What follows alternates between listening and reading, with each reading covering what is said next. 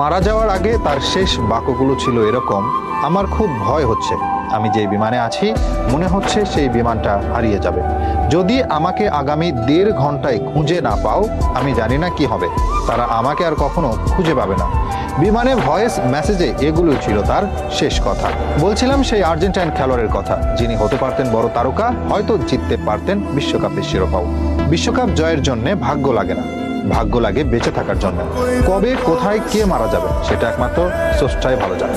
আর্জেন্টিনায় জন্মেছিল এমন এক স্ট্রাইকার, যিনি হতে পারেন আলভারেজ কিংবা লাউতারোর চেয়েও ভালো, অথচ এভাবেই শেষ কথার মতো শেষ হয়ে যায় তার জীবন।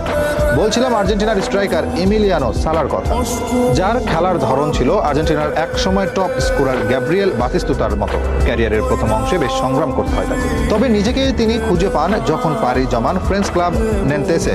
2018-19 মৌসুমের ঘটনা। ফ্রেঞ্চ লিগে 19 ম্যাচে গোল করেছেন 12টি, এর মাঝে তিনি আলোচনায়। জাতীয় দলেও হয়তো ডাক পেতেন পরের ম্যাচ।